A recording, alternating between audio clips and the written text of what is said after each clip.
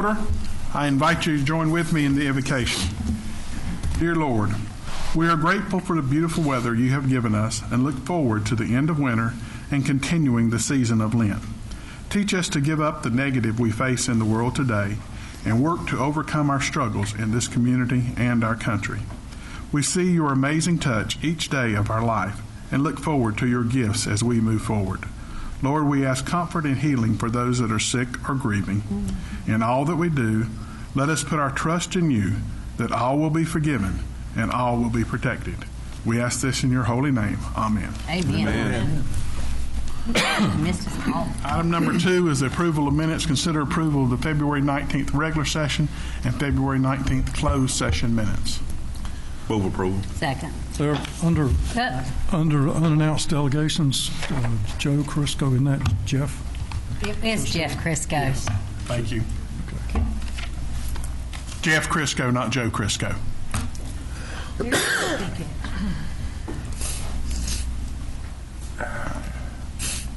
Have a motion to approve? Yes, there is. Did I recognize? And there's a second. There was a motion there. I move approval. Motion by Councilmember Townsend. Second. Second by Councilmember Hall. Further discussion? All those in favor say aye. Aye. Those opposed? Motion carries. We need to do an agenda adjustment. I know this is out of order, but we're going to have to do it now. Now I need a motion to move number 10 up in front of the public hearings to add a resolution and a closed session to the end of the agenda. So moved. Motion by Councilmember Aldridge. Second. Second by Councilmember Hughes. Further discussion? All those in favor say aye. Aye. Those opposed?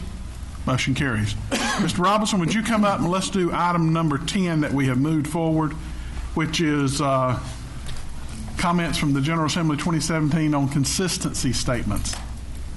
I think Nasser's my expert on this one, but he's not here right now, so I'm going to take it for him.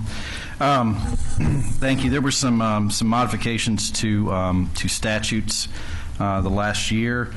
In October 1st of 2017, it was amended. The statutes were amended. It is required now that council determine whether or not something is inconsistent with the future land use plan or not. You want to present? I didn't have anything prepared for it, so there you go. Thanks.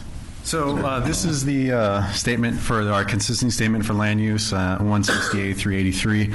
It was actually modified again by General Assembly during the 2017 and actually went into effect in October 2017. Essentially what it is usually we have two options, so we say it's either consistent or inconsistent. Now apparently they decided to create a third option for us, which is, I guess what Kevin already popped it up. Which is essentially to say that it is inconsistent, but we're going to adopt it anyway. And the reason this is kind of a big deal is that it will, here's a statement, it's a statement 3, a statement approving the zoning amendment containing at least all of the following. The declaration that the approval is deemed an amendment to the comprehensive plan. So essentially this will effectively amend our land use plan that we have. Second is, of course, explanation of change in conditions. So you guys would also have to stipulate specific things you took into account as to why you approve something that is inconsistent with our future land use plan. And then, of course, the third statement, which is why is it reasonable in the public interest, that's actually in all of them. So, and we kind of prepared these statements already for you guys, but if you ever come in a situation where you have to adopt one and you want to amend it, you guys can easily do that. I think it's something new. They're going to keep doing it. Actually, I'm expecting it to get modified again in 2018. The Coates Cannon thing that I put in there for everybody, this was actually kind of like a history of how we got here, and essentially it was litigation. So who knows, maybe in 2018 there'll be a lawsuit on the third statement, and then we'll get a new general statute amendment. Any questions specific to this? Council, have any questions? You understand what he's presented to you? I just think it's easier to do it is or it isn't. Yeah. Okay. The water seems to get very muddy when we're going to accept it and it's not inconsistent. Well, they never accounted a fourth statement, which was, what if it is consistent, but we don't want to approve it anyway? Yeah, I mean, there's just too much. We'll just wait. I'm sure there's more lawsuits to come. It's land use. So you're saying if we say it is inconsistent with Right. the plan, So you have an option now. The third option is you say it's inconsistent with our future land use plan, and then you have the option to actually approve the zoning amendment. But you would have to factor in the 3 criteria that I specified. We try to cover that in our consistency statements, essentially explaining your reasoning, why you think it's in the public interest, et cetera, et cetera. okay. So, fun stuff. And you will keep us updated whenever there is a lawsuit. Yeah, yeah, that's the hope. Yeah, absolutely. Yeah, thank you. Other questions? Sure. Thank you. Thank you. Moving back to number 3, public hearings. Ordinance 1804 is to amend the zoning ordinance to allow tobacco consumption establishments in multiple commercial zoning districts. This is a public hearing, and we will allow anyone who wants to come forward and speak. I'm going to ask our staff to start the conversation. This was brought up by a citizen who came to you guys in December and asked about a hookah establishment. So we actually looked in the ordinance and thought of places where to modify it, and we looked at a few other places. I remember Councilmember Hughes specifically said, why don't you look at places that are comparable in size to us? I tried my best. There's really not a lot. Yeah, I mean, the closest I would say is the old place I used to work at in Winchester, Virginia, and then also Salisbury. But Salisbury takes it at a different stance because in our current ordinance, we don't really allow bars outright. We allow what we call profit clubs, and then they're only allowed in general highway. So a lot of places like Salisbury, they slide them in as a bar, kind of private thing, restaurant.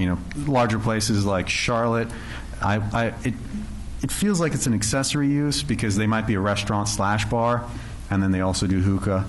Same goes for Winston and Greensboro. Now, some of these hookah establishments, they seem to be kind of, if they're anything associated, they're kind of a conditional use as a bar. But what we did in our ordinance actually was I pretty much took a lot of the only place that had a definition explicit to hookah establishments was Winchester, Virginia, where I used to work at. And their language was very specific, even from the use of, the pipe, how it is, how it's consumed. I thought that was a little ridiculous. So in the definitions here, I just called it a tobacco establishment, tobacco consumption establishment, because you also want to have the option of cigar bars. Because if we get too specific on the way in which you consume it, then you're limiting the tools. But what we made sure was in the definition, we said, it's the consumption of tobacco, it's not psychotropic, psychedelic, et cetera, and it excludes the serving of alcohol. So we explicitly put that in our ordinance for our definition of a tobacco consumption establishment, so that there's really no option for them to serve alcohol, even theoretically if they became a restaurant and this became another use associated, unless, of course, somebody came back to you guys and said, hey, could you guys look into modifying that? But currently, as it stands, this is purely for the consumption of tobacco establishment, primarily dedicated to that. In addition to that, we also took some of the conditions that we put for the adult gaming establishment. So we said, not allowed to be 500 feet within a place of worship, similar establishment, or school, and we measure 500 feet in a linear line from property line to property line. And then we also said that we don't want anybody under the age of 18 to be in the vicinity or loitering around. So those were the only 2 conditions we put in. I can pop that up real quick.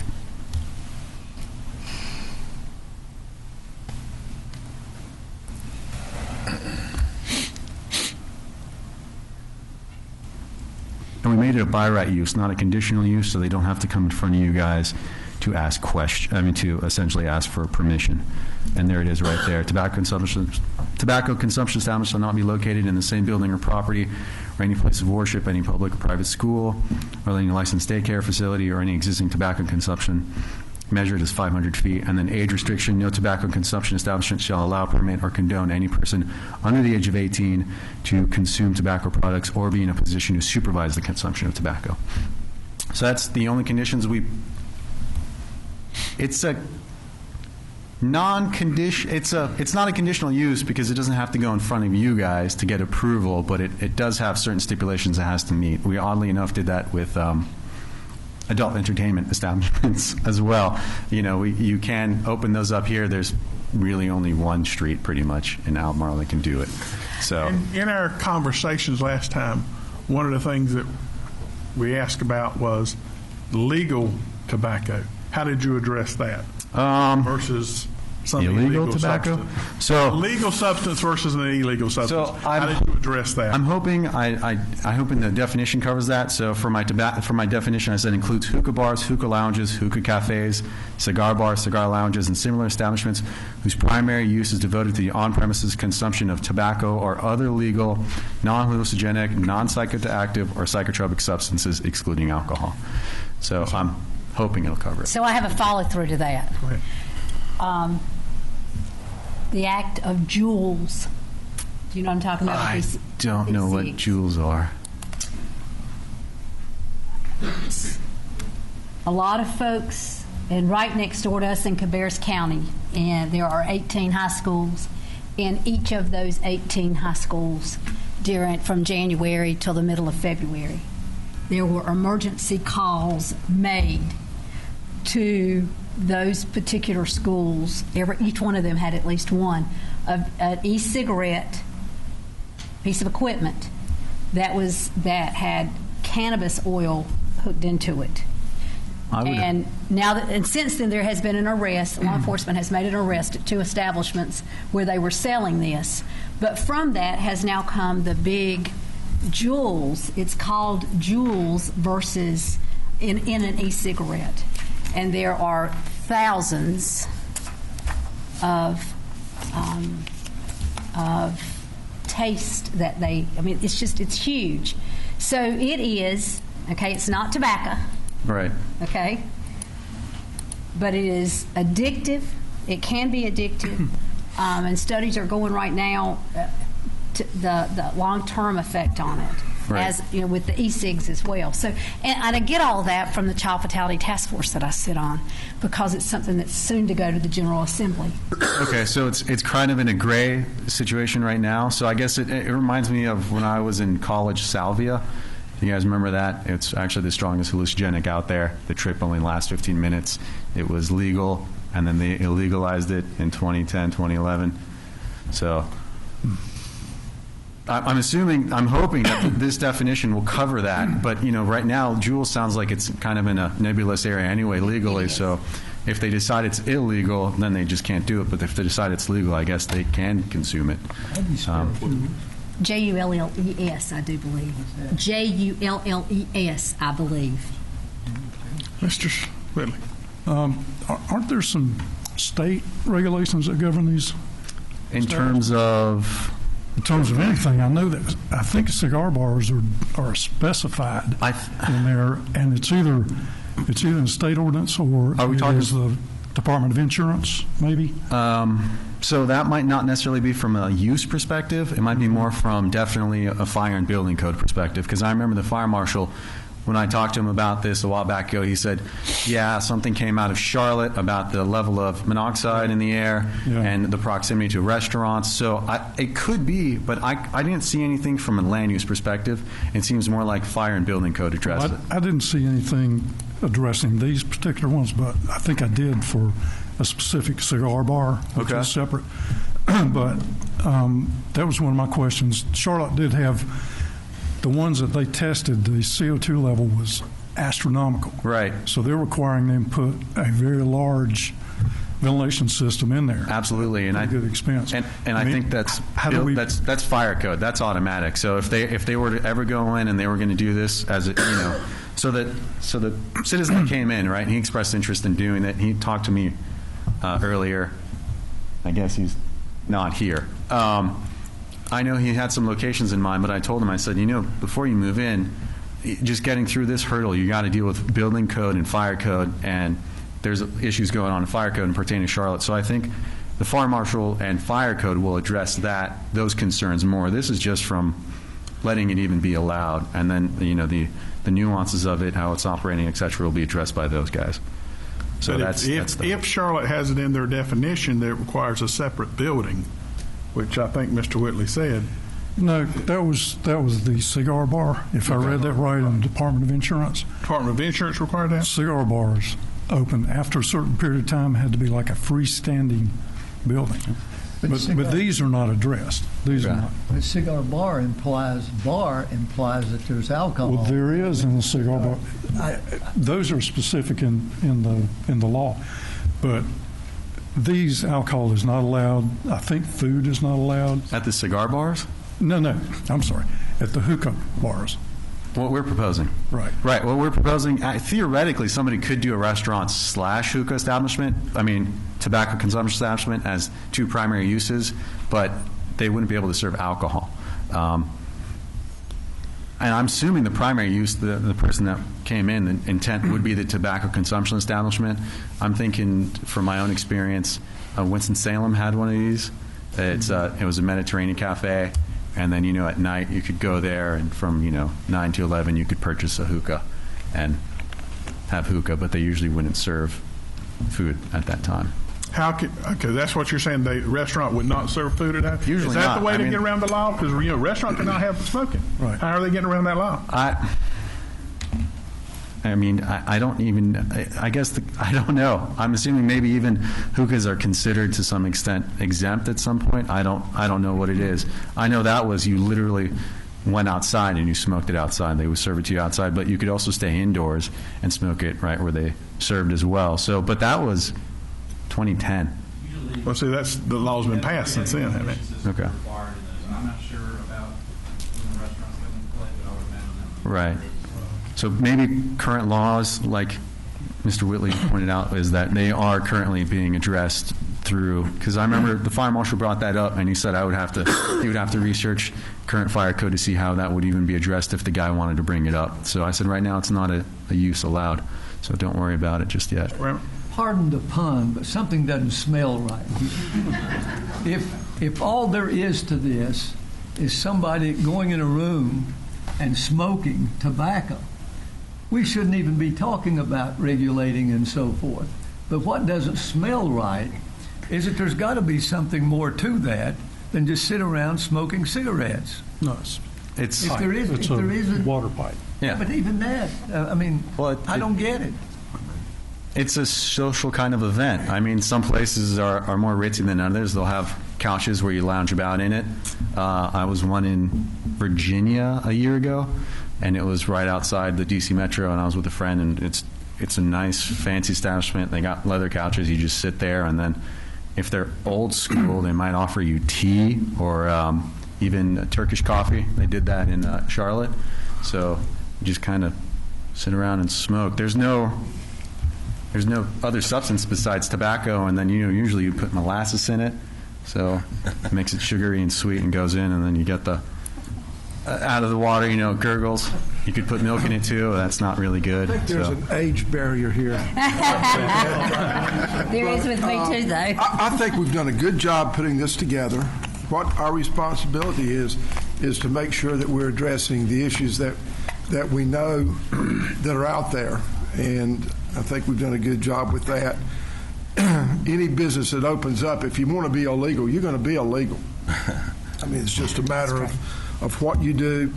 But I'm glad that you brought up the fire marshal, the inspections, these things that aren't in our ordinance that have to be addressed in other areas. So therefore, anyone coming in is that, yes, we have an ordinance, and it is very specific, I think, at this point, but you got to understand there's other things that you're going to have to do to ensure the safety of your clientele, the purity of your building, et cetera, et cetera, et cetera. So I'm very pleased to see that from where we were to where we are now, I think we're a lot more specific. Mr. Townsend? I appreciate it. With the way this is written right now, is it possible for one of these establishments to kindly incorporate one of them video gaming establishments? No. We made that a primary. I think what we're doing is reviewing all those as a primary use, so that you can't. If somebody came in and they said, "Well, I want to do hookah," I would say, "Okay, that's a secondary primary use, not an accessory use." So we don't, because I'm assuming they want to go all the way with a lot of this stuff, especially if, you're going to do those gaming. It doesn't make sense to put in 1 or 2 games. It doesn't make enough money for the guy. So, Anyone else have any questions of staff? Do you know, I know you've not been around with us long, but do you know how long ago, and it might be in front of us, that smoking in restaurants became a North Carolina law? I can't remember. It seems like forever. 10 years? I think it's been longer than 10 years, but do you know? I think it was fairly, I moved to North Carolina in 99, and I think it was still legal then. Okay. So I think it was in the early 2000s when they legalized it. 15. Yeah. But I don't even think it's that. You don't think it's been that long? It's about 10 years. Okay. I know that there, again, another march moving forward to other places to go smoke-free, though. Okay, thanks. One last question. Sure. I was riding through the Ingalls Shopping Center the other day, and I see a new business sign, something vapes, cosmic vapes or something. Is that different from this? Beach vapes? So they just sell. The way I've been viewing it is that, it would be separate. Now, if somebody did that accessory to, so the way I'm imagining a hookah establishment is, that's the primary use. The guy that was actually interested in opening one of these up already had a vape shop. And it's largely, you just go in there, it's largely retail use, you just purchase whatever, you fill in your vapes, right? And then that's it. Now, I guess I could see that, the guy opens up a hookah, and then in the corner somewhere he's got like a place where you could purchase the hookah merchandise or vapes, but I would still say that's more of we allow those as a retail establishment. So This is a public hearing. Anyone who cares to speak for or against, please come forward. Answer your question, Ms. Martha. That was January 2010. Thank you, Tommy. that's a lot later than I thought. Yeah, me too. Anyone else care to speak for or against? Move that the public hearing be closed. Motion by Councilmember Townsend, close public Second. hearing. Second by Councilmember Hall. Further discussion? All those in favor, say aye. Can I ask that you guys also adopt a consistency statement as well? We just All got those it. in favor say aye. Aye. Those opposed? Motion carries. Council, what do you want to do with action?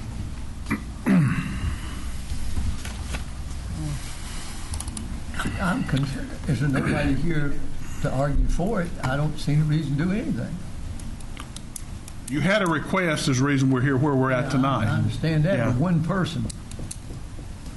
I make the motion to approve ordinance 1804 along with the consistency statement. Would you, it's on your screen there, Mr. To allow, to amend the zoning ordinance to allow tobacco consumption establishments in multiple commercial zoning districts. Look to your right in that consistency statement. Whichever, over here. Right here. Whichever That one. one, consider that that one. one, or that one. Jeez.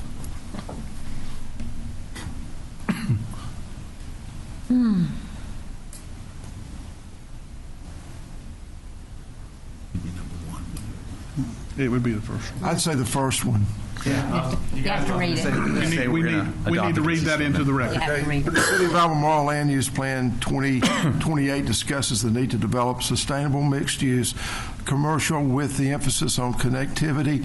However, it does not address the subject of commercial uses. In short, the city's land use plan does not address the topic of tobacco consumption establishments.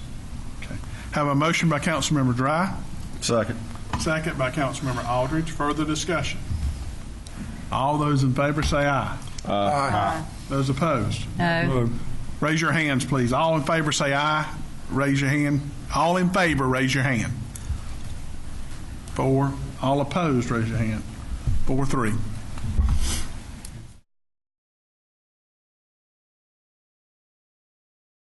We're only thinking of like 80 units, and it's on 8 acres, so that's not a real high-intensity development. But we are down zoning from industrial to multifamily. When you look at the reason I think, the planning board was able to see our vision for this is because they understand when something has been sitting there for a long time and not used for what it was intended to be used for, and your land use plan's outdated, sometimes you have to ask yourself, what is the next best use for this property? And that's what they determined, that they thought this was the next best use, and that's what we think too. We think this would be a great site. If we didn't think it would be highly marketable in this location, we wouldn't be looking at it. And believe me, I've seen a lot of other properties that the brokers have brought to me, and nothing has worked out like this. So I just wanted to ask you to please support the planning board's vision and our vision for this, because we think it'll be a great asset to the community. And my engineer is here. If you want to hear from him, he can talk a little bit more about if you have any other questions about the road or development or. Normally, I would not ask you this, but you brought it up. Yeah. You mentioned you didn't want to be near low income. Mm-hmm. Can you tell me why and what's the difference in this and the other low income you're talking What about? I meant by that was we're looking for census tracts that have like a low poverty level, which means more of a high income area. That's what our investors like to see. They want us to be in a nice area of town and not have like a high concentration of housing. One of the things I think the planner mentioned was this is not an area of high intensity housing. Well, a lot of people don't want to live in an area of high intensity housing where that's all there is, you know, apartments. They want to be mixed in with the community. They want to be close to residential and offices.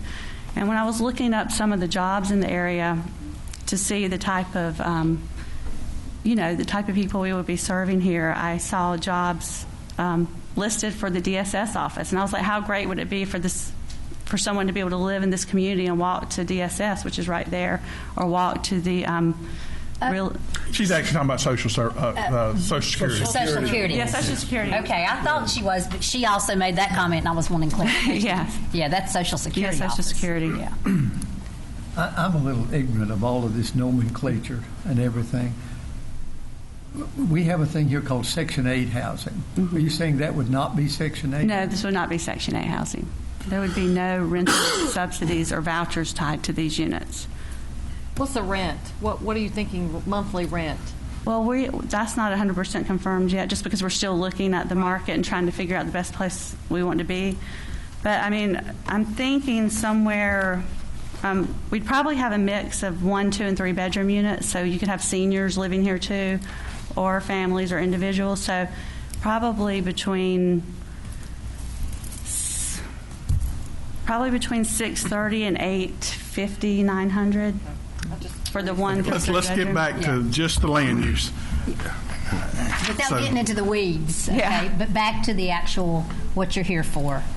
Is it your understanding that this is partially from what our planner said in the flood zone? We would not have any, that wouldn't affect us at all. We do. It's in Watershed. the watershed. Watershed. Thank you. We would follow all of the guidelines for the watershed and make sure we meet or exceed all of the local and state guidelines. That's not a problem. My question, are you ready to go? We don't want to, if council decides to approve this, and I have no idea what they're thinking, if they decide to approve this, are you ready to go, or we're going to be looking in a couple of years and it doesn't go, and then somebody else will come back asking us to change this again? Well, this, we would have to work out the site plan approval, and, these usually aren't, they're longer term projects, and usually have to start with zoning to begin with, actually. So you have to get your site plan approved and then get all of your financing together. So I'm not sure exactly how long it would take, probably a year before we would start construction. Okay, but you're ready to move forward. I'm just looking there. Are you doing it on speculation where we're going to have another come back in a year and say, well, we want to change it back? That's what I'm. No, I don't think so. I'm here because I want you to rezone it and I want to build it. Council, you have any questions for the lady? One more. I'm the newest person on here. I'm the oldest guy, but I'm the newest councilman. I think about a year ago, didn't we approve a rather large apartment complex and nothing's happened on it? There's actually, it's a little different situation. That's what she clarified. The other places are actually looking for housing finance fund money, which they have to apply and go through a process. We've had the apartments approved one year. We've had the Woodhaven just got approved. I think a Locust had one approved a couple years ago. So we have some more locations that are looking for that type of funding, but this is a totally different situation. Well, So we're not exactly sure the type of financing we're going to be using yet, because we have to work through all of those details. And some of those there are loan programs out there that are very, very attractive, especially in this market. So we'll be considering everything for financing. But we just won't have any Section 8 or rental vouchers whatsoever. That we can't get into that part. So. Yeah. Okay. Council have any further questions on that? Or do you want to bring up the engineer? Do you have any questions of the engineer? If he wants to speak, it's a public hearing. I would say that he could speak on his own. I don't have any questions of him, but if he wants to speak. Sure.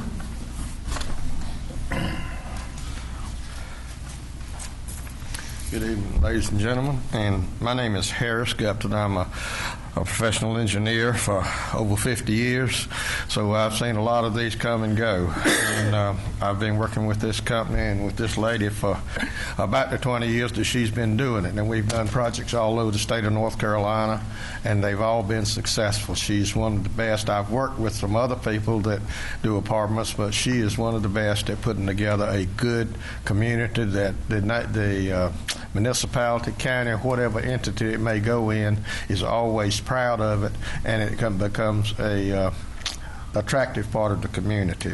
But I'm going to skip through all that and just tell you, as working on these developments through the years and learning as you go a little bit about like everything that we all do in our work on the thing, I have kind of narrowed down when I do look for the engineering portion of this thing of sites is looking for 4 basic elements on the thing, and the first one is topography on the thing. We need some topography.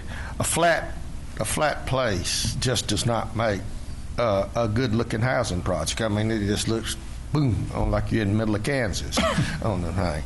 I like the rolling hills and stuff that we have on this site where we can have the buildings at different elevations, and we can do a much more job of just looking good by placing them and doing proper landscaping and things like that. But it gives us an opportunity to drain all the water runoff to a either a pond, but we typically are starting to use now sand filter systems, which is actually takes up less land and does a better job of water treatment. So we work under the DENR laws where we do not put any more any more water running off the land after this development than it is pre-development. So our post is the same as the pre or less on that. And this piece of land is shaped well enough. We got some up on high, and it all kind of comes down to a spot to where we think we can put one of these facilities in. It becomes an amenity almost. I mean, it's just a nice grassed area, and it can be made very attractive as a part of development. As she mentioned before, the demographics on the thing. The most successful projects we've done through the years, not only with her, but with other people on the thing, have been within 1 mile approximately of existing family services such as groceries, drugstores, family goods like Dollar Store or Walmart on there, and restaurants and food service. I mean, people like to be close when they get home. If they decide they want a burger, they ain't got to drive all the way across town to get it on the thing. And this is something that has always been attractive to successful developments. And the location, they want to be convenient to work on that people are getting where they don't like to ride as far as some of us did in years past on the thing. They want to be close to work. You're getting a lot of this younger generation that want to bike to work on the thing. You're finding a lot of that. And so when we get within this location, we get a broader spectrum of the workforce. We get some younger, we get some older on there, and it's spread out, and you have a community that bonds together and really makes for a nice segment of your community. And the main thing that I look for in the site is access to utilities. You've got to have good roads, water, sanitary sewer, power, and so forth. This site has it all on there, and it's on the right side of the road that it goes downhill to the sewer, and the drainage where we're going to put the pond at would be draining right into the storm drain system that would be under the road, and carry it into the existing channels that the water is being dismissed in. I've found through the years that people preferring to be convenient to their work actually lends housing to be a catalyst for commercial development near this housing. I know this property is zoned light industrial, but you really don't have any industrial properties on there, and it's been zoned this, I don't know how long, 15, 20 years. You have some commercial sites there, but you don't, and like Tracy said, we don't want to be next to an industrial property on the thing per se.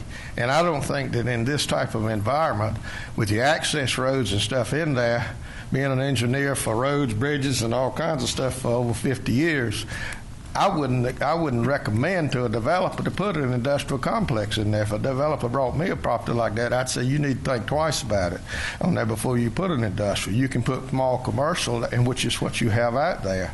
It may be some manufacturing involved in it, but it is basic commercial. It is not what we would call high industrial, in my opinion, on the thing. The other thing, I know there's been some conversation about the DOT and the road expansion. Obviously, there is traffic on 2774, and but DOT is in the process of doing some widening, beginning the process of widening. And I've had some conversations with DOT, and we are setting aside whatever most current right-of-way thing. When we do our site plan, we will be setting aside what they choose to be the most current right-of-way already on our site. That right-of-way will be already set aside and be able to be dedicated to them on there. Also, that I have been told on there that from relatively confident sources that being that Stanley Street or whatever that is on the other side of our property, it's a dead-end road. It doesn't go anywhere. And where Charter Street goes down, curves around, and goes up to Anderson, which gives you multiple. I talk with my hands. I'm an old redneck country boy. Pardon me. You've got accesses to other places, not on a dead-end street. And so we do have verbal ways of getting into this property. And with the city, with DOT having a right-of-way office already on Charter Street, like I say, I've been told from pretty good sources that they would be more than likely changing some of those crossovers that they're putting in to one at this intersection on that if this project is approved on that, which would help the rest of the property you have in there to go with some more commercial type uses as the one you have in there. I still don't think you're going to pull industrial uses in there based on my experience in doing single family, multi-family housing, shopping centers, industrial, and all through the years. It's been set aside for a number of years, and you have commercial growth, but you don't have any industrial growth. And when you find properties setting aside that there's no significant development occurring, indicating that somebody wants to come in there with industrial on the thing, it's generally proves that the demographics are not conducive to that type of use in that site. You can call it all you want to, but that doesn't, you can call it a cat, but if it's a dog, it's going to be a dog on the thing. So, just something to think about. I know that someone from planning, and I didn't get this directly on there, felt that we might be better off to put a second entrance off of Stanley Street where they would have a secondary access through the project, or people that live here would have a secondary access. I don't know. The reason we didn't show one on this preliminary plan is that typically we buffer off anything there so that we've got an encased community. We try to put it in what is typically called campus style housing. We don't just stick it in a row. We try to use different shaped buildings, different bedrooms, things, different looks to make it more of a campus-style housing. And but as far as having a drive out the other side, we don't have a problem with that on that. So we can work through that as we're doing our site plan, assuming that you guys give us that opportunity. We're convinced that this development will be a quality asset to the city of Albemarle and the catalyst for expansion of growth in this area. And I respectfully request that you make determination in the affirmative for the approval of our project. Two questions. You have a section up behind the commercial building. Are you planning on putting anything right behind the commercial building? What are you going to use that land for? Just open?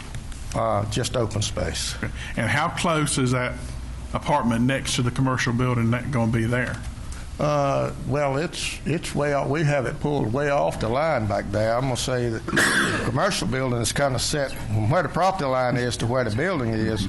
It's probably 100 feet on the thing, but we're probably about 40 feet off the line, off the property line of the commercial piece where that building's set. Okay.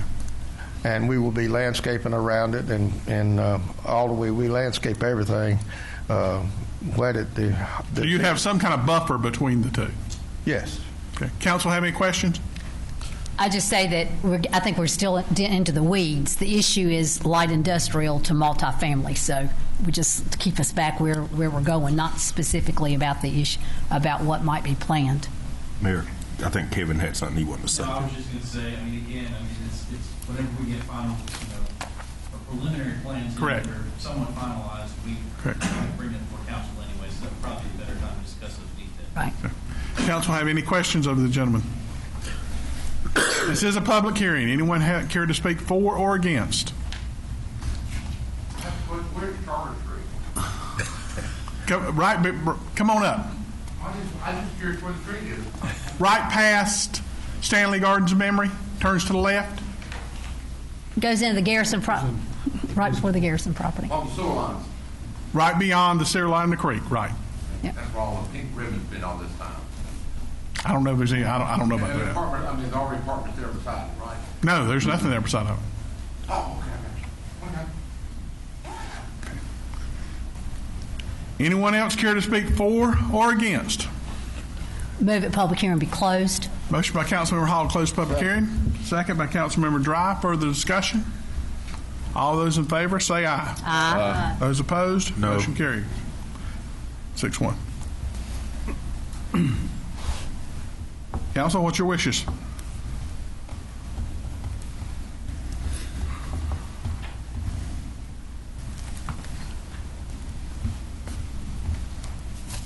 If we don't do anything, we're not approving it.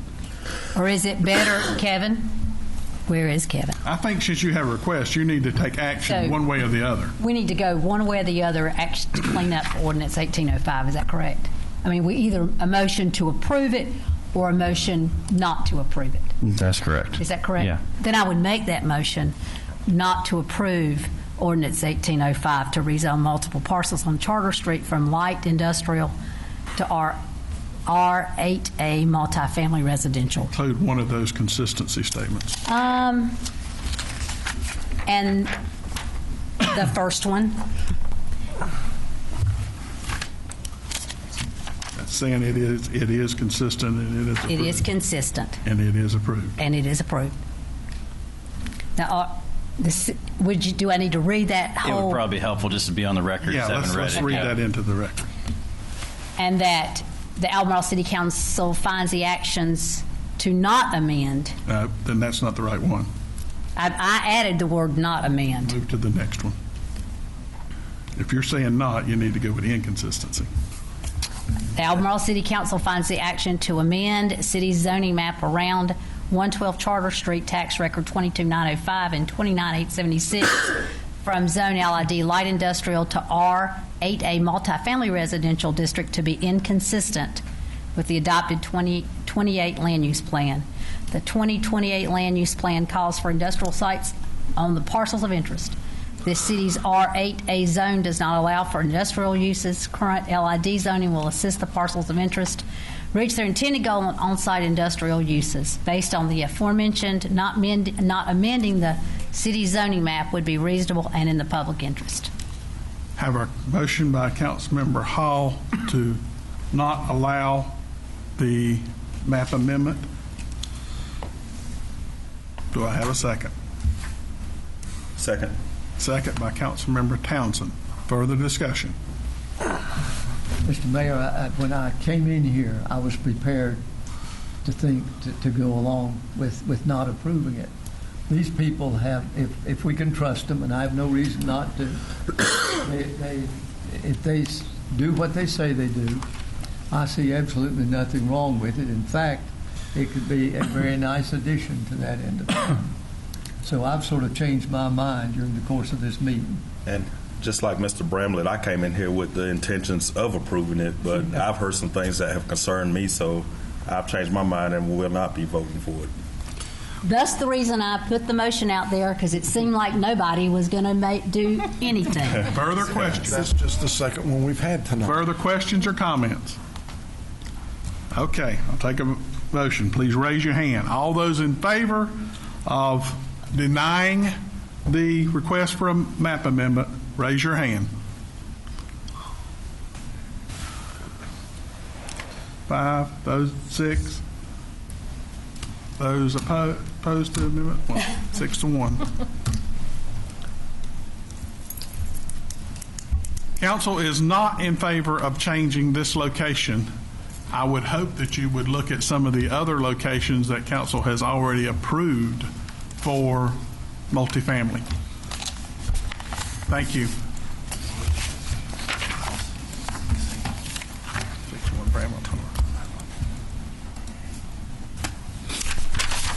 Under unannounced delegation, Mr. Tommy Jordan, 30414 Dog Watch Trail. Am I right? Come forward.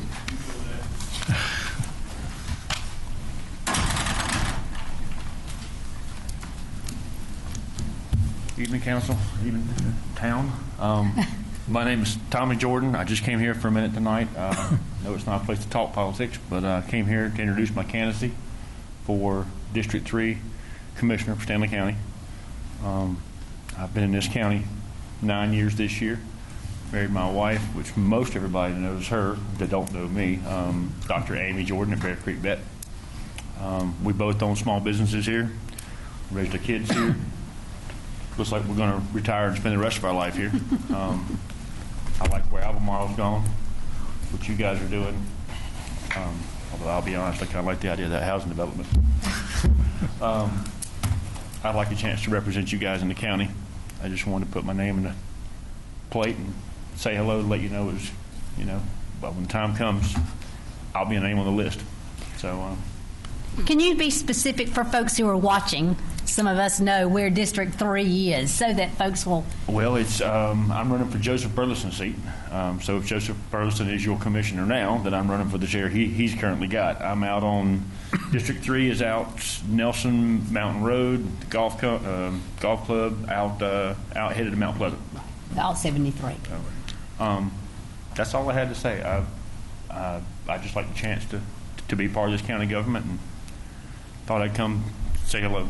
Well, thank you very much for coming and introduce yourself, because most people probably do not know you. Thank you very much. I appreciate it, sir. Good luck. Thank you. Thank you.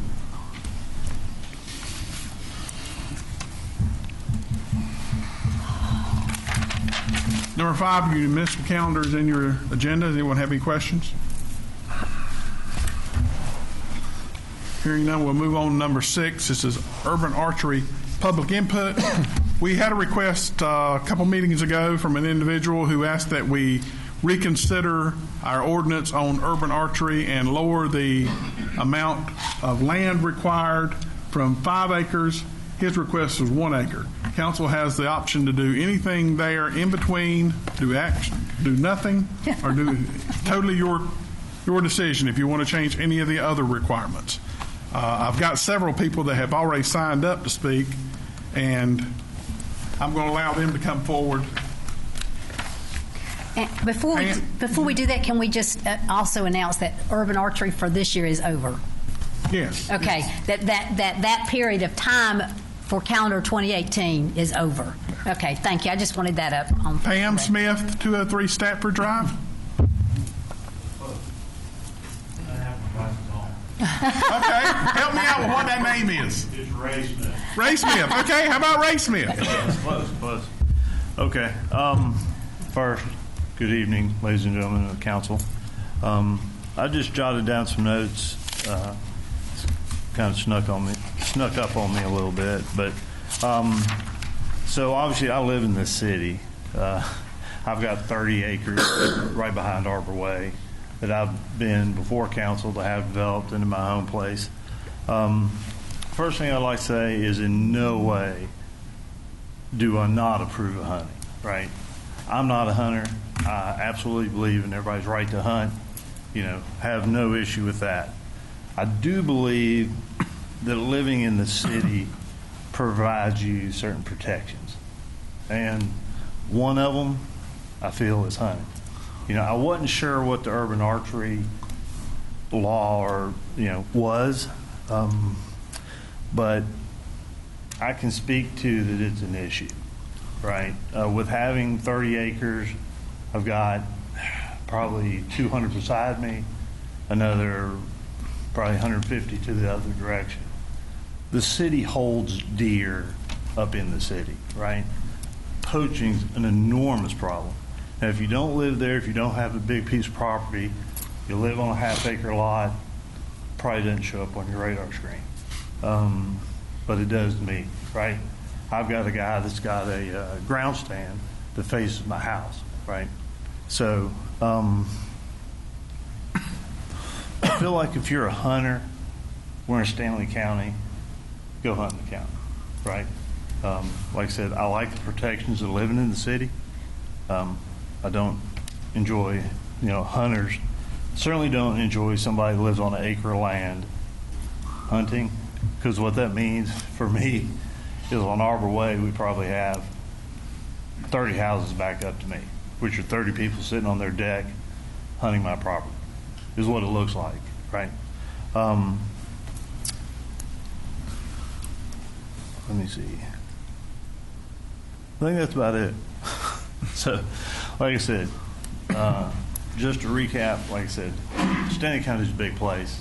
We're a rural county, plenty of places to hunt, right? I don't feel like bringing in the city is the right thing to do. It sounds like there's already an ordinance in place, and that's pretty much all I got to say. So, thank you. Thank you.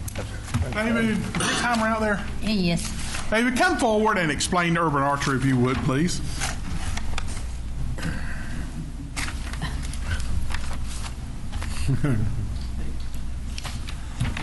Archery is. Get near the mic, please. Sorry, you mean face everybody or just? You can face. It doesn't matter. You can face us. Urban archery is with archery equipment only. No firearms, no rifles or pistols or anything like that. It's for like a crossbow or just archery equipment like that. What the distance is much closer than its effectiveness than a firearm. And the season for urban archery is for 1 month. It's usually this year I think it came in January the 14th through February the 17th. It's only for 1 month. Okay. Thank you. Sure. If you have a question for him, please ask. You said crossbow, that sort of thing. Yes, How sir. far will a typical crossbow go? You just shoot out little rods? Do you know that distance? I couldn't tell you that. They go. I know that the crossbow costs $2,500. Well, 100 yards is straight like a bow. Yeah, they can go much farther than your. Mr. Jordan has hand up. He may have some information. I'm a hunter-ed instructor as well as a firearm instructor as well as a crossbow hunter. And I only have about a 500-yard crossbow, and I can drop it with something the size of a quarter at 50 yards.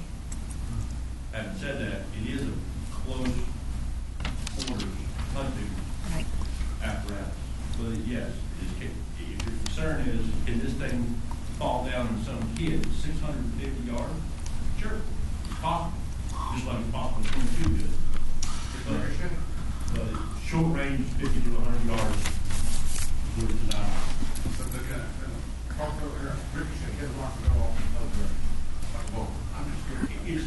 Is it entirely possible, I suppose, that you would probably be more akin to somebody like trying to ricochet a golf ball, you know, so not something to fly off at 4 miles an hour, but something that's probably still legal. Anyone have any Hunting questions? with firearms in the city. Sorry, say that Do we again. allow any hunting with No, firearms? sir. No, sir. And I think for tonight, we are hearing, we already have it. We established an ordinance to have it 4 years ago, maybe. 4 years ago, we've had it. So we have an ordinance that allows for it 1 month out of the year. Tonight, we're talking about not if we are or not, but are we going to do something to what the current qualifiers are. That's right. I thought the hearing was just to drop it down. It's council can do anything they want. The request is to lower the amount of acreage. Okay. Anyone else have a question for Mr. Risheimer? All right. Next is Mike Mackinson. I have no discussion. I was just here for this because I started. Okay, thank you. I'll answer any questions. Okay. Roger Martin.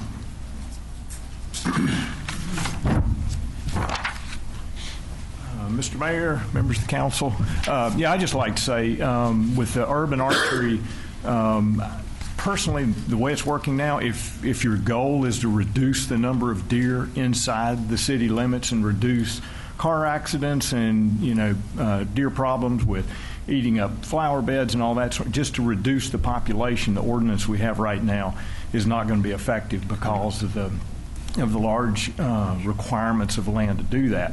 Whether it's hunting or whether it's not hunting, that part doesn't really concern me. But if you're wanting to control the population of the deer within the city, you're going to have to reduce the size of the piece of property that someone can take a deer on, because there's very few places inside the city limits that under the present circumstances you could hunt with a deer, hunt with a bow.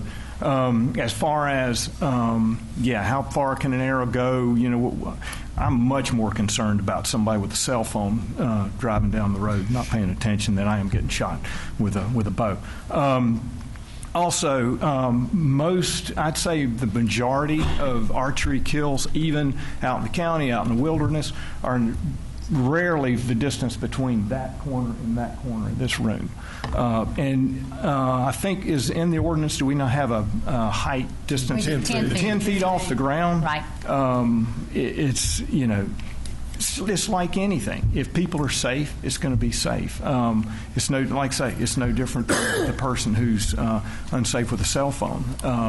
And driving. So anyway, my point is that if you do want to reduce the number of the population of deer in Albemarle, and it is big, we have lots and lots of deer inside the city limits of Albemarle. We have enough pockets of woods. I live on Lafayette Drive. We have a lot of deer. We're near the city limits. It doesn't take a very large piece of wooded property to have deer in it, and so we have lots of deer. But my personal feel is you need to reduce it. I don't think an acre is too small. I've read in the paper there's a lot of municipalities around the state that don't have any restrictions on it. But I personally look at it as a method to reduce the number of deer inside the city. And if I could shoot a deer for the meat every now and then, that'd be fine too. Now, whether you want to consider it hunting, I've done a lot of hunting. It's up to the individual. But that's all I've got to say, and I appreciate your time. Thank you. Thank you. Duke Fur, 1007 Northbrook Drive. Oh, I'll have to say that when I got through that. Mayor, Council, thank you. Be a while. This is all reading material, so just bear with me.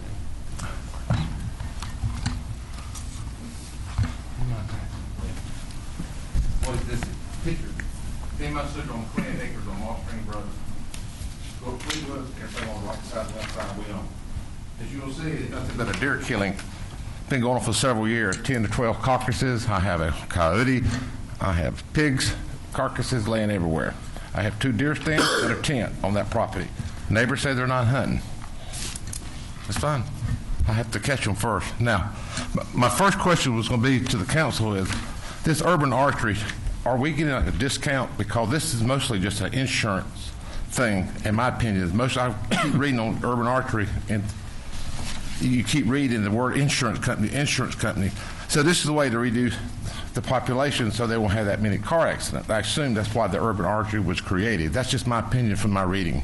I think that's probably correct. You can ask wildlife, but I think that's probably correct. Okay.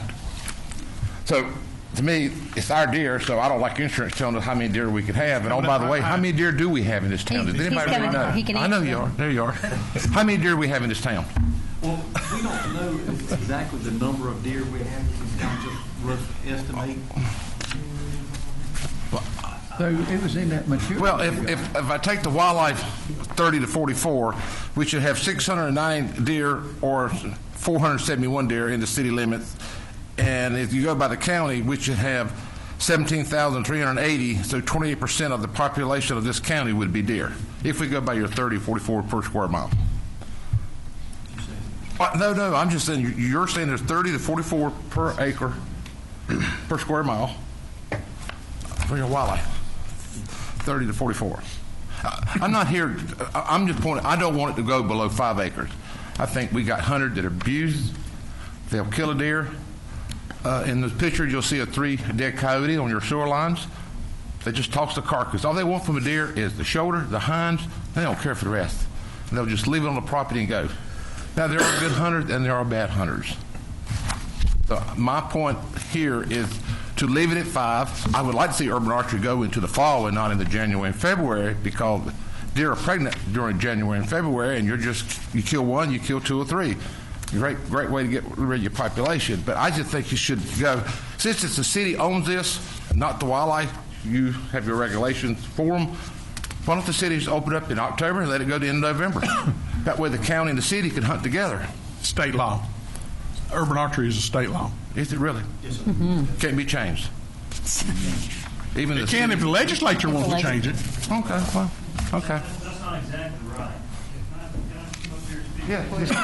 I'm just up here not to reduce it any lower. That's all I'm doing. My name's Rupert Medford, and I work with Rich Heimer. I don't work in law enforcement. I'm a biologist for the Wildlife Commission, so we look at the other side of things. Urban archery system, the season, the framework is set. So if you could say that's state law, that doesn't mean that Albemarle could not allow hunting during the regular season as well. We have a lot of municipalities in the southern Piedmont and elsewhere that do participate in the urban archery season, which is basically that 1 month period, but they also participate starting when bow season opens the second Saturday in September all the way until the regular gun season ends. You just wouldn't allow firearms. You still have your firearms ordinances and that sort of thing. So we could, just point of clarification. Correct. And so the urban archery season is designed, it's a tool for municipalities to bring deer populations down. That's the whole purpose of it.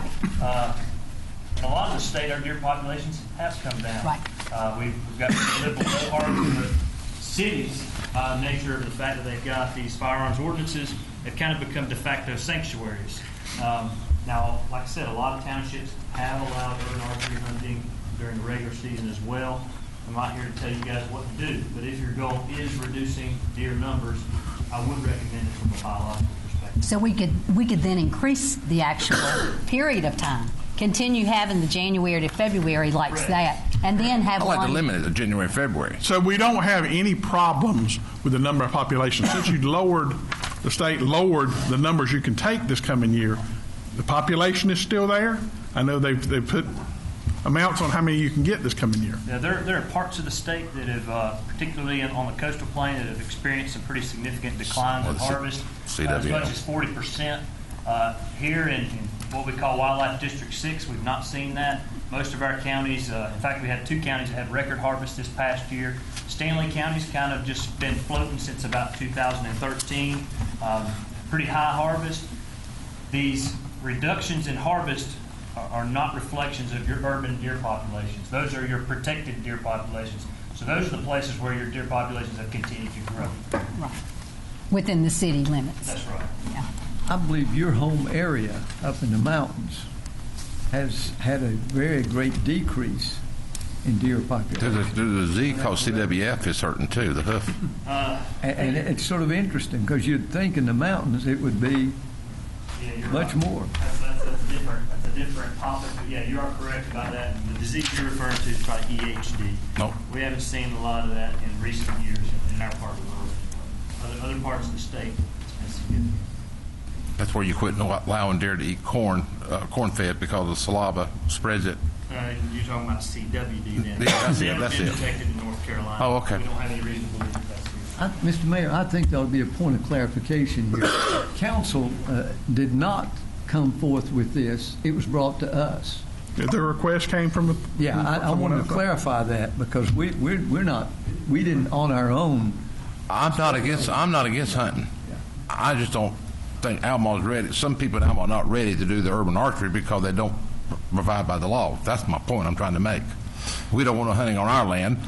And another thing, you create all these sewer lines that feeds out to the county. The deer traveling, there's a lot of deer in town during the winter months for the oats, the acorns, but in the spring and summer, they're hitting the trails going back up. They don't really stay around here. I feed the deer. I see them in the fall, in the summer, and spring. I don't never see them anymore. They're moving on. I mean, you got like Snuggs Road. That goes all the way up to Richfield. I could get on Snuggs Road and get on the sewer line and probably go all the way to Richfield. So another thing I wanted to bring up too, while it's all being brought up, I like wildlife. I think that's one thing Albemarle really has. And I think it's a drawing point, having the good wildlife that we do have where we don't destroy it. But you have all these sewer lines and you mow them. And I don't know why you mow them. So why don't you just plant them in clover? You can buy clover that grows 3 inches high. You can feed the wildlife. They won't come into town. They'll have something to eat in the summer and the spring, and you don't have to mow anymore. I never understood why y'all mow it down to pure mud. And then when you do go mow, you put all. I walk the shorelines, y'all don't know that. That's my trail. That's my. Get a life, dude. Yeah. Well, no, it's fun. I love it. But anyway, yeah. I mean, you can also get on what 60 feet sewer line. So you can go to the edge and put some fruit trees for the deer. Deer only come into town because they eat, because there's food here. There's plenty of oak trees. The country's not anymore. You go right around, everybody's cutting the forest and replanting pine trees. Where deer don't eat pine cones much. But I'm just saying, there's a lot of ways. You agree with me on some of this? I mean, you take your sewer lines, you plant them in clover, you quit mow them. You might plant a few fruit trees along the way, plums, just things that deer like. I don't think you'll see that many deer. And also on top of that, they will keep more deer maybe in the country so the hunters will be happier. I mean, just my opinion. I just don't want to go below 5 acres. That's why I'm here. And you can see why. Council have any questions? Oh, there's one more thing I want to bring up. This ordinance, if you look at it, the city doesn't have any skin in the game whatsoever. You're still allowing people to hunt. If I go to the police and tell them about something, they'll say, go see the wildlife. Well, the wildlife is only 2 people for the whole Stanley County. If the urban archery and hunting is a sport, and the Parks and Recreation are going to monitor this, why can't we just tell all the hunters that want to hunt in Albemarle have permission in August or September, come to the Park and Recreation, give them a little piece of paper saying, I have the right to hunt on JoJo's land, and here's my hunting license. Because I already know several landowners that's got people hunting on their land. They have oral permission, but no written permission. I mean, put some skin in the game. And another thing some hunters told me, when they do kill a deer, you all, the city, want to charge too much the carcass to take them to the landfill. So they ain't got no place to take them. They're going to bury them, or as you can see, they can do like they did in my land. I just think there's things the city needs to, if you really want this to really grow and look, instead of just follow and be a leader, I'd put some teeth in this and give the hunters a place to get rid of their carcasses. Maybe, do some other things. That's just my opinion. Thank you. Colleen Conroy. And the pictures y'all could, yes, that's a good see you. My name's Colleen Conroy. I live at 944 North 10th Street. I'm opposed to changing the ordinance as it is, particularly when they were talking about going down to 1 acre. That's, to me, beyond absurd. That's a neighborhood. That's where kids are out playing in their yards, and they don't need arrows going at them, and they don't need to see wounded animals walking through their backyards. So I'm opposed to any change in the current law. Thank you. Thank you. Anyone else care to speak before council? Come back up. Sure. Sorry. What you just said was something's kind of important. Like when we have 28 acres, 2 is the number. 2 gut-shot deer I found on my property last year. So the people that, part of hunting, like I said, again, I'm not a hunter, but I do understand it. You shoot a deer, maybe you don't make that good organ shot, and they run off. If you're out on, a piece of property, you track that deer, you recover it, you eat it. Well, if you're in the city or you're somewhere, you can just go out back. Great, shoot the deer runs off wounded, ends up in my place dead. I find it while I'm out cutting trees or mowing or something. So 2 deer I caught last year, just one of them was gut shot. I can't really tell what the other one was, but, it was clearly appeared to have been shot in some manner and just, wandered out, wasn't deep in the woods and died. So, like I said, for what that's worth. So, thank you. Thank you again. Anyone else care to speak? If I could again, I want to make a few points about the urban archery season that I assume at least some of you already know. Is obviously it's not a mandatory program. It's up to the landowner. So whether they have 29 acres or 1 acre, the idea is that they can choose. This is the one tool that they have if they are a gardener or just like to do flowers and that sort of thing. This is their one tool to really help themselves manage deer. It is by the nature of the fact that it comes after deer season. Most hunters, when January 1st comes, they stop deer hunting. So by the fact that it's just outside of that, additionally, it's a different experience, the urban experience. A lot of hunters don't want that. They want more of a wilderness experience. The point is it's very low participation. The fact that it's archery following regular seasons, it's also very low success. So I think that, a lot of, and I've been involved with, I work 10 counties, and so I've been to a lot of these. And some of them have rejected our urban archery seasons altogether. But the interesting thing to me is not whether they vote urban archery in or not. It's what towns do with it once they decide to have it.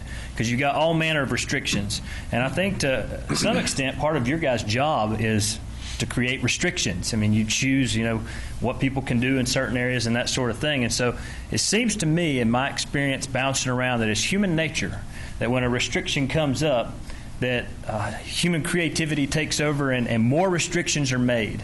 The fact is that there is no data to support having any additional restrictions. Bow hunting is one of the safest sports, if I could call it that, that there are. More people die in drownings in playing soccer and baseball and those sorts of things every year. It's extraordinarily safe. North Carolina, since we've been tracking, hunting safety-related injuries, there's only been 1 fatality ever. It had nothing to do with density. This past year, the entire county, and there are other municipalities in Stanley County enrolled, only harvested 5 deer. But if it was a landowner that was growing a garden, they had a nice fall garden, and that gives them a good tool to use. The point is, there is no data that says it is dangerous. In fact, all the data says it's extraordinarily safe. So if you do look at it from a human safety perspective, I think that you'll come up against a brick wall. Most of the kind of conflicts that I'm aware of are generally between folks that have just different opinions. Some like hunting, some don't, that sort of thing. Can I ask a question? Sure. So I appreciate you coming and making these clarifications. Sure. So it's our give me some more information. It's our responsibility, if we have it, and we've accepted to have it, and if we say whatever we're going to do with it, leave it 5, put it 1, put it 2, or whatever, and then come up with the lines and the feet and all that kind of thing. Anything else that we need to be responsible for? We heard someone say, well, we need to come up with somewhere to leave the carcass. Give me some more input there. That's not your responsibility Okay. from my perspective. You know, if somebody puts out a carcass, that's littering. You know, that would be a whole different thing altogether. If it's on their property and it's in city limits, I assume you have some ordinance against dumping or having, you know, things that smell in residential areas, something along those lines. To me, that's not an issue. Most of the time, when somebody hunts an urban property, if the landowner allows them permission, that's one of the stipulations. Right. You take all the parts with you. Right. And that's easy enough, but that, again, mostly up to the landowner. You know, this is more about putting tools in the landowner's hands rather than kind of taking rights from the landowner. Thank you. I think David's got something. David? I would like to add to talk about the littering aspect of it, and that's one of my pet peeves. I had put a couple of articles in the newspaper. Y'all saw that? Stay close to the mic, please. Yes, that is something that we will definitely look after. The sad thing about it is with any littering, especially when the deer season first starts, that's when you see a lot of carcasses on the side of the road. And all it takes is, and of course, that individual gives all bad hunters a bad name. And it just takes, usually in a curve or in a long straight of road, and it takes just a couple seconds, pull over, pull the carcass off, and go. And it's sad. And do I want to get my hands on those people? You better believe it. I can't stand it. It drives me nuts. But yeah, we do look for that, and we do a lot of what we call details in the law enforcement, and look for that. And we want to get them because you go by weight. A candy wrapper, you can pay if you're found guilty, it's over $400. But a deer, then it goes by weight, so you're looking at 15 pounds or more for a carcass. So yeah, I look forward to nailing somebody with that. I don't like to write tickets. It's my hope every day not to, but when somebody goes out of the way to deliberately do something like that that's wrong, yeah, we go for it. And also, like all the deer that I have taken with archery equipment, I've done it literally in less than the half of width of this room, the deer that I've taken. And it is a safe, like he was saying, it is a very safe way to take the animal. Plus, in hunting in general, that I know some people are against it, and I respect that totally. But we as humans, we have to have hunting because we learn from our mistakes in the early 1900s, and we try to get rid of a deer population, a mule deer herd. I believe it was in Arizona, and it was almost about wiped out. And so they stopped all hunting, and they killed all the predators like coyotes, mountain lions, whatever living in that area. And in a short time frame after that, the mule deer herd overpopulated, and they wound up starving to death, and disease ran rapid. So we learned from our mistakes as humans that we have to have hunting in the ultimate preservation of our wildlife resources. So we have to have this. Just follow up. So for folks who are here tonight, pro or con or anything else, and folks that will watch this, okay, if I'm correct, you will go out if there's a carcass out there and I didn't shoot it and it was in my yard. Will you come out to mine? Is that what I heard you say? And get the carcass? Mm-hmm. No. Okay.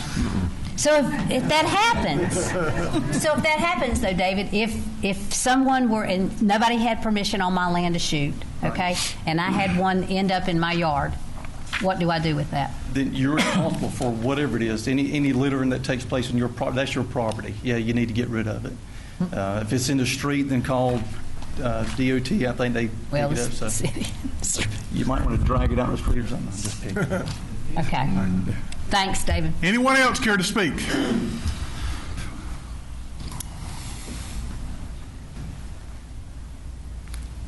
I'm Mike Makomson. I'm the one that started the urban archery, and so don't shoot me. But just want to tell you the good things we've had about it. There's 13 been killed. And David just said he got some new numbers today. Out of the 2 I got, we made 23 packs of food. We fed 2 churches out of it, 2 needy families. There was 26 killed outside the city limits that were all went to churches this year. So I just wanted y'all to be aware of the good part that's going. You know, we spent 30-some hours, me and Ken Knight, when we originally did this years ago. I thought it was perfect. Michael looked up some good stuff from the other counties. I've talked to the other counties. We could fine-tune it, and I don't know who came forward to take it from 5 to 1. Evidently, they're not here tonight, but I could care less that we just leave it like we've got it. I think it's working fine. The problem I have had by doing the maps, and I brought y'all maps when we started, is you do have a lot of water lines and a lot of city water lines, according to an ordinance that we set up, that do interfere. For example, I'll just give you one behind Friendly Chevrolet. You've got water lines going through all that property. I could hunt that, but you can't put a stand in there because anywhere you meet it don't work. And they're everywhere. And going down, like Duke said, on the Northeast Connector, a lot of that area is the same way. There's tons of deer out there. I counted 8 on the way here. I could count and take you every night and count anywhere from 8 to 25. Bill Wilder just got them in his backyard. Everybody knows where they are. You can go down Northeast Connector any night and I can get them. But I think you did a great job. I think we worked hard the first time. I don't want to rock the boat. I think it's perfect.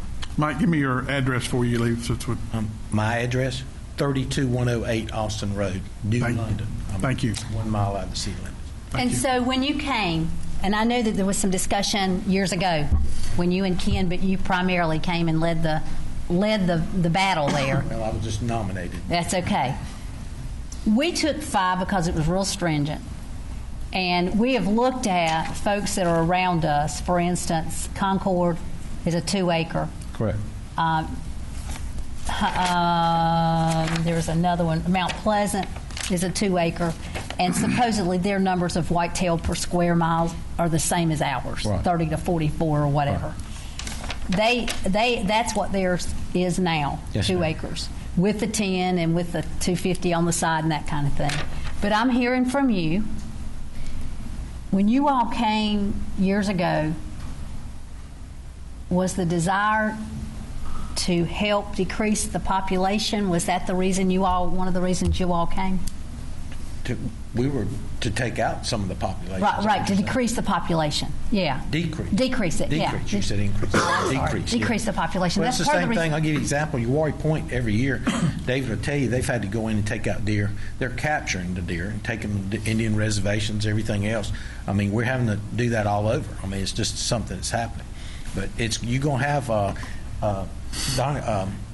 police chief's going to look up. We didn't bring in the figures, but I think the last time we looked, it was 30 accidents that I recall, bad, serious car accidents the year we proposed it in the city limits. And I'm sure that's gone up. I didn't get the numbers tonight, but that's just giving you a typical thing of what we were using it for.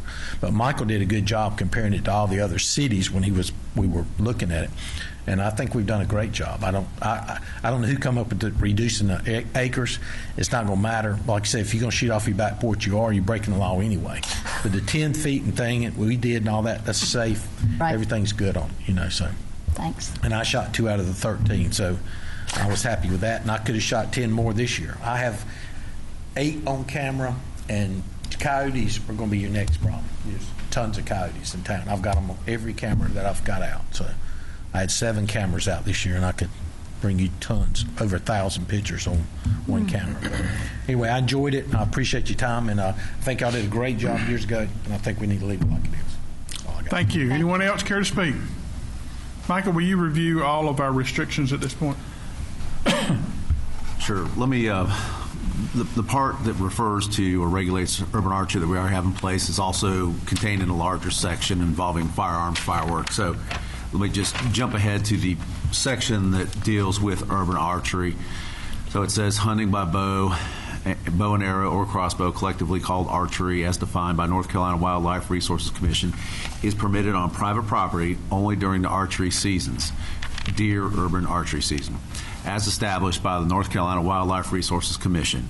A person may engage in archery on his or her own property if he or she has on his or her person a valid North Carolina hunting license or qualifies for an exemption from licensing by the North Carolina Wildlife Resources Commission, or on the property of another in the absence if he or she has on his or her person both a valid North Carolina hunting license or qualifies for an exemption by the North Carolina Wildlife Resources Commission, and written permission from the property owner or property owner's authorized agent or manager.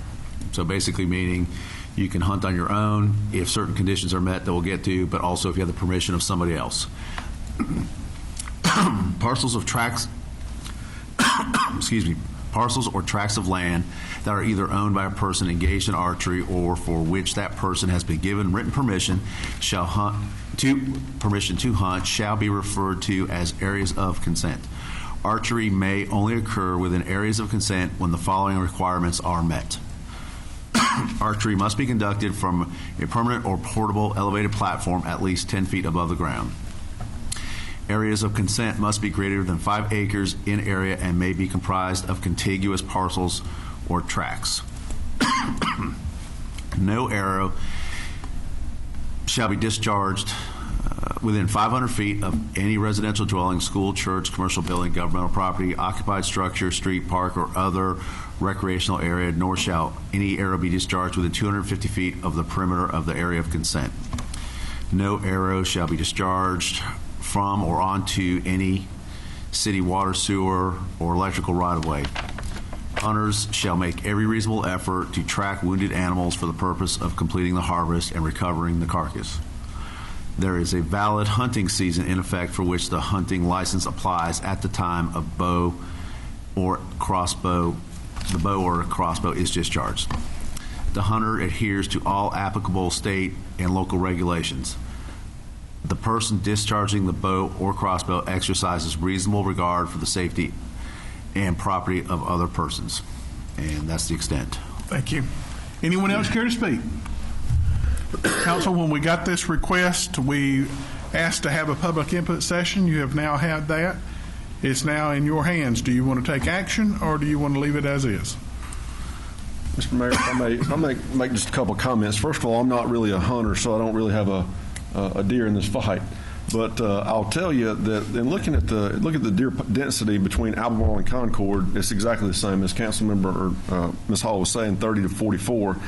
The only big difference that I see, of course, is the lot size. You know, we've got 5. To me, and again, I don't participate, but for me, it's ineffective. I mean, when you look at the amount of deer harvested in 2 years, I mean, on any given 7-day period, more are killed on the Northeast Connector than in those 2 years that we've tracked this thing. So I'm of the opinion that if we're going to keep it, we need to make it a little bit more aggressive. And it looks to me like if we truly want to decrease the deer population, bring it down to 2 acres. If you look again at Concord, for the same period of time, they had 32 deer harvested. We had 13.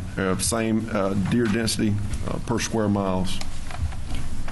And I appreciate those comments, and those are my exact sentiments. I mean, I've got the other regulations for Concord, and we would have to tweak ours a bit more with the not discharged within 250 feet versus 500. So I'm ready to move forward to change it if you've put that in the form of a motion, if that's what you're wanting to do. Further comments? One more question. When you lower it to that kind of size, what about, I mean, I haven't heard that we've had this problem with urban archery, with you shooting a deer and it running onto other property. It does sound like people in the county are shooting them and they're running maybe onto somebody's property. But if you lower it to 2 acres, is that a problem? Does that not increase that problem? Or when you hit one with a bow, most of the time is it? Well, I think that any way you look at it, a deer is going to run. Come on, make your comment. Yeah, that's always a possibility. Generally speaking, if you make the perfect shot on a deer with archery tackle, it's still going to go 60 to 100 yards, something along those lines. So, you know, it's a possibility. Is that not a problem in some other cities you deal with? If they have like no minimum or 1 or 2 acre minimum, I'm not aware of hear it. That? I think it's a point that's often brought up by detractors, but as far as a real situation where that happened, I'm not really aware of it. There have been a few cases where people have used illegal equipment. In other words, arrows that didn't have killing points on them, what we call broadheads, and the deer survived because it was an illegal matter of take. But as far as a deer running onto the neighbor's property or deer running around neighborhoods with arrows sticking out like pin cushions, that's just not something that's really a reality. Mayor, me personally, I'm in favor of leaving it at the 5 acres, but also open to possibly extending the urban archery at the beginning of the season for a period of time, and then at the end of the season, like we got it now. Yeah. Okay. Further comments? So keep urban archery as it is in January, but during the And add it on at the beginning of the preseason. season. I like Dexter. I'll entertain any motion anybody wants to make. Mayor, I'd like to make the motion that we leave the current guideline the same. The only difference is take the minimum lot size in acres from 5 to 2, and I'll put that in the form of a motion. To 5 to what? To 2. To 2. Yep. Have a motion by Councilmember Aldridge. I'll second it, but if we do that, do we not need to narrow down from 500 to 250 on the? I'm thinking if it's. That probably is correct. When we kind of going back to Councilmember Whitley's question, when we first did this in 2015 or 14, the concern, since we hadn't allowed it in the city, was, shooting a deer, then having it run on somebody else's property, and safety. It was all new to us. So, we did it at that time with the understanding that it could be amended at any point depending on how things were going.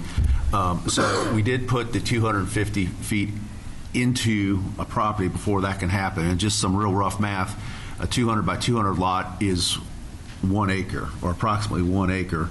So if you didn't change the 250,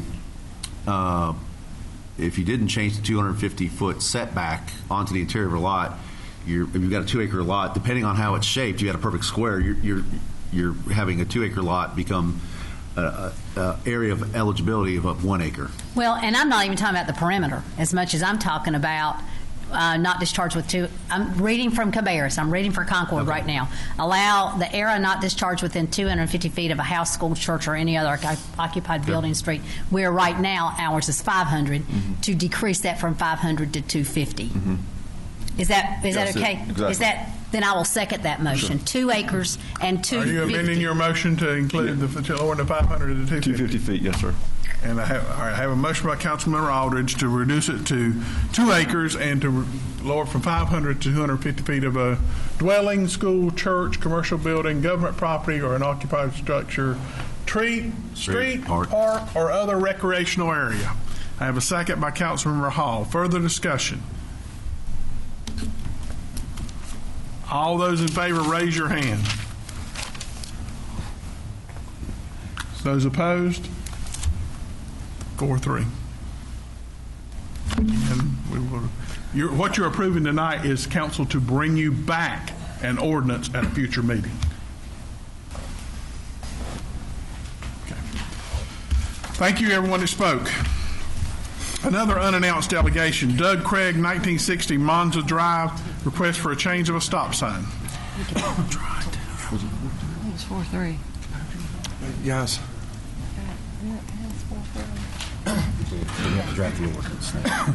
Mr. Mayor and City Council, thank you for allowing me to speak.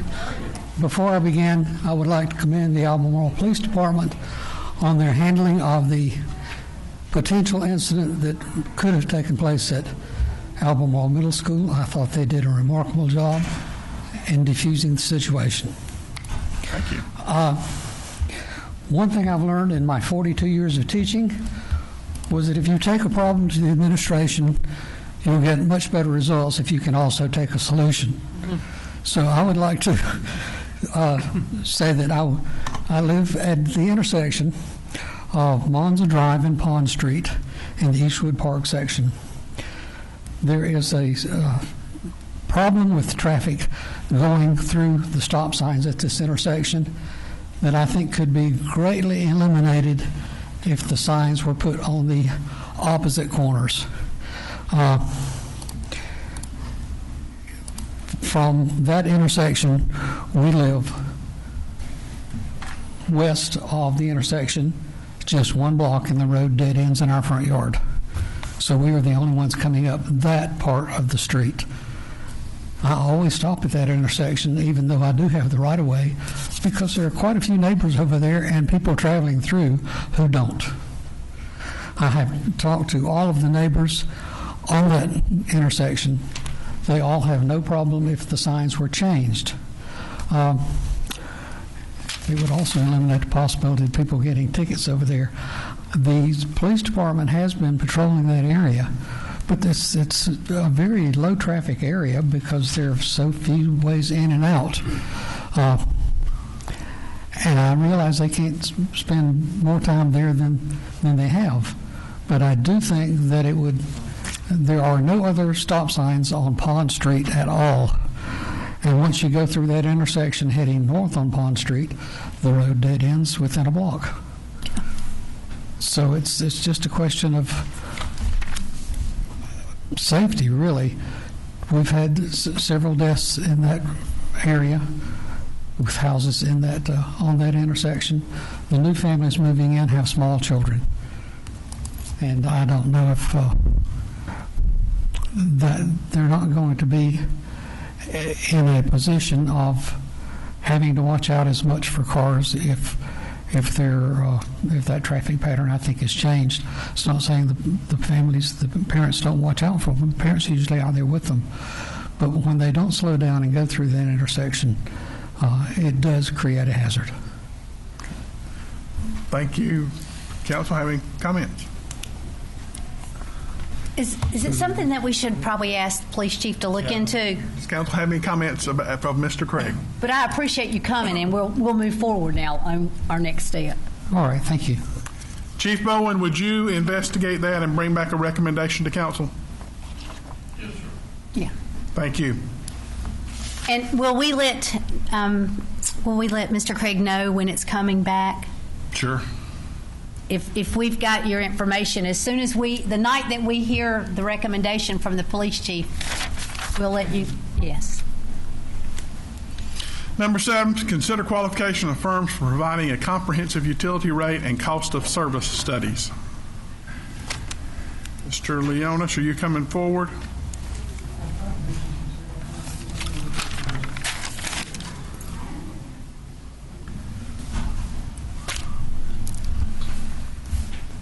Good evening, Mayor and Council. Public Utilities Department solicited for requests for qualifications for comprehensive utility rate study and cost of service study for the water and sewer operations of the department. We received 3 responses to that request. They were reviewed by PUD staff as well as finance staff. The results, as contained in your agenda item, showed that based on that ranking, Raftelis was the ranked number 1, followed by Wildan Financial Services. What we're asking for is you to confirm or concur with that and allow us to proceed forward with getting a proposal, cost proposal. They'll would bring back a contract to us at a later date. Yes, sir. Council agreeable to that? Move approval.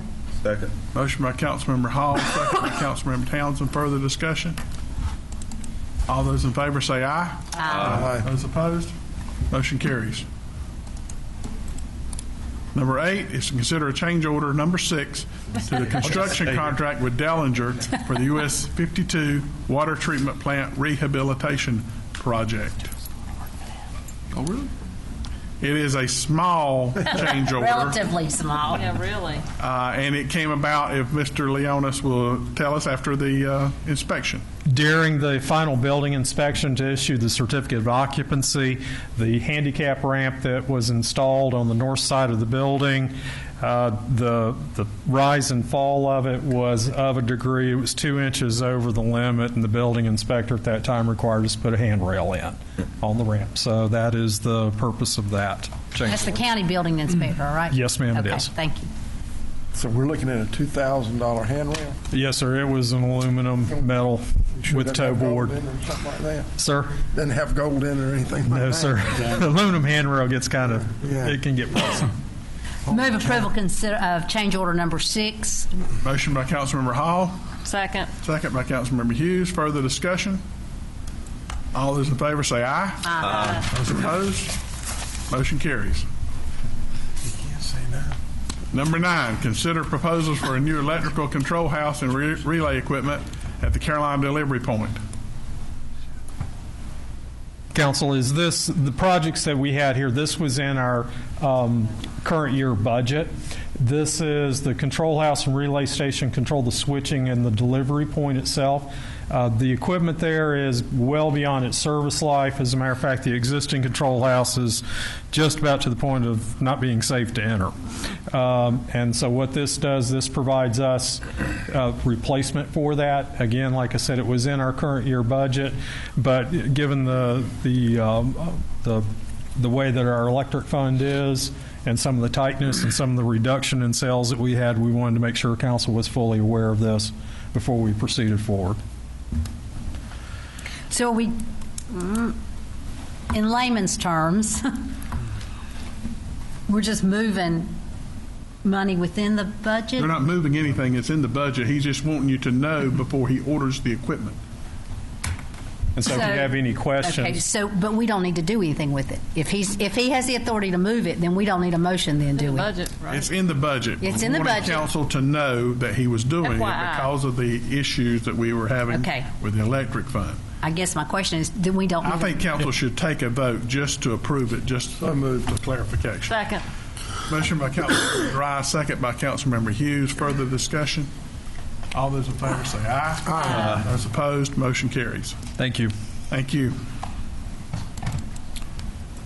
We've already taken care of number 10.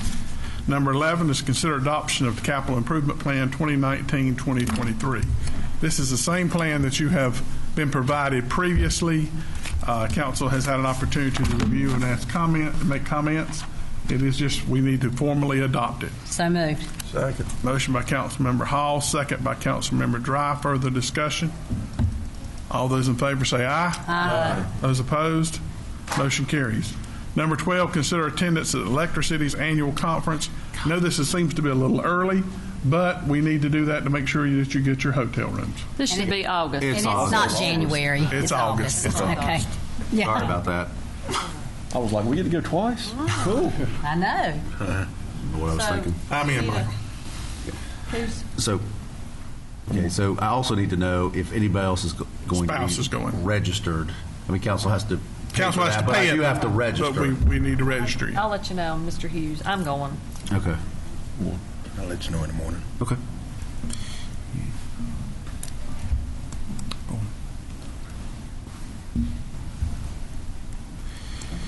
So I've got Hughes, Whitley, Bramett. I thought we had already said yes, we were going, but yeah. We did some emailing. but Okay, okay. Just want to make sure. Hall, the mayor, Councilmember Aldridge, and Councilmember Hughes. Okay. I think I've got. And the So if there's anybody that needs to be registered other than, please let me know. spouse. Under the agenda adjustments we've already discussed, we have a resolution beside you tonight we need to adopt, and we will actually bring him in later to make that presentation. If council would approve Resolution 1801. So moved. Second. Motion by Councilmember Dry, second by Councilmember Hall. Further discussion? All those in favor say aye. Aye. Those opposed? Motion carries. Michael will be sending that around for you to sign. Just a question. He was actually doing radio here before 2000, though. He was. Yeah, I mean, he This was provided by Matt Smith. This was? Okay. Oh, yeah. Closed session. I need to entertain a motion that we go into closed session pursuant to North Carolina General Statute 143, 318, 11, to discuss City of Albemarle and versus Chucky Nance and to consult with our city attorney. So moved. Motion by Councilmember Hall. Second. Second by Councilmember Aldridge. Further discussion? All those in favor say aye. Aye. Those opposed? Motion carries.